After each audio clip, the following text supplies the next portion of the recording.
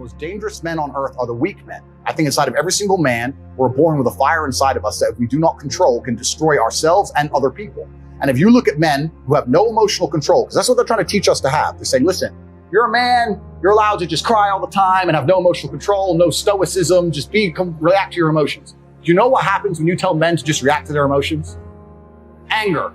You have school shootings, you have rape, you have violence. That's what happens when you tell men to have no emotional control.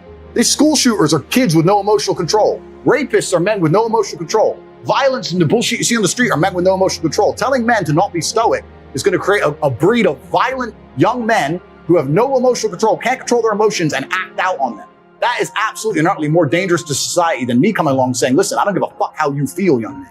It doesn't matter how you feel. You have duties and you have responsibilities as an adult, and you must comply and act a certain way regardless of how you feel. That is better for society as a whole, especially as I'm only teaching the tenets of, listen, go to the gym anyway. Doesn't matter. You don't feel like it. Go anyway. Listen, your girlfriend left you. Your heart's broken. You're not allowed to stalk her. She doesn't want you. Get the fuck over it. What I'm saying is good for the world. They're saying, no, act out your emotions. Cool, you're creating stalkers, rapists, and school shooters. These people are fucking dangerous. If you're not a competitive male, you're going to be perma-depressed. You don't have a mental disease. You're just in a competitive environment and you are losing. You need to become a competitive person. There's no easy way. It's going to be hard. It's going to suck. But if you get to Top G, the name, if you get there, it's a life worth living. That's what I'm saying. And then millions of young men are going, wow, he's showing that you can be born from nothing, single parent on a fucking council estate in the worst town in England, be stabbed, come from nothing, and survive and end up with a multi-millionaire. Maybe I can do it if I work hard and I'm diligent and I try hard and I'm really giving hope to the world. And then they delete me. Then they put up a new thing about men's mental health, saying which pill they should take. And then they put James Charles on the algorithm. This shit's evil. It's genuinely criminal. I have nothing but a positive force for the world. And this is what I was talking earlier about the hero's arc and the arc and the redemption, because I think that inside of human consciousness, people are very, very familiar with the idea of the arc of a villain turning into a hero. It's in the Bible. It's in every superhero movie. The guy starts off bad. He's crazy. He's too bad. We don't want him. He's a maverick. He can't control him, blah, blah, blah. But towards the end, you're like, where's Batman? Where's Batman at? And it's going to take a matter of time before people realize, you know what? Tate was actually a good force for the youth.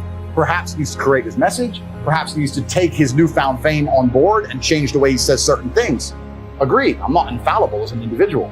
But to sit here and say I'm dangerous and I must be deleted is disservice to all the men of the world. And then they're going to start printing articles talking about men's mental health. They don't give a fuck about men.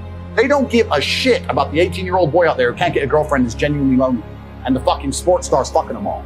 I'm telling him what he has to do. I'm saying, listen, bro, of course the sports star's fucking them all. He's a G. You ain't shit. If you were a chick, would you choose you? Because I fucking wouldn't.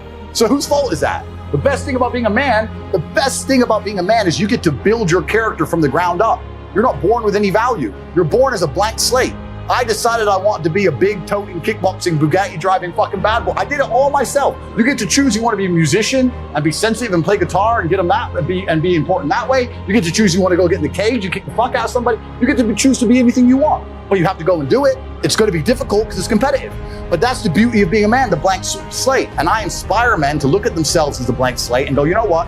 I ain't shit now, but I can become anything I want. How could I possibly give up on myself? You are so lucky. You have all the building blocks to become the exact kind of man you want to be. If none of this shit happened to you, when something else bad happens to you later, you wouldn't be able to deal with it. Fantastic. And he goes, no, but you know, this. He replied again with more excuses. Said, why are you making excuses? I just told you what happened to you is a good thing. You need to reframe your mind. Bad things happened to Batman. They killed his parents. Do you understand? That's why he's Batman. You've just told me you have the building blocks to become you might become Top G when I retire. Fantastic. What are you complaining about? He goes, well, what do? I said, you need to work. Take all that trauma. If you're truly heartbroken, my friend, and we've all been there as men, if you're truly heartbroken, you can't sleep.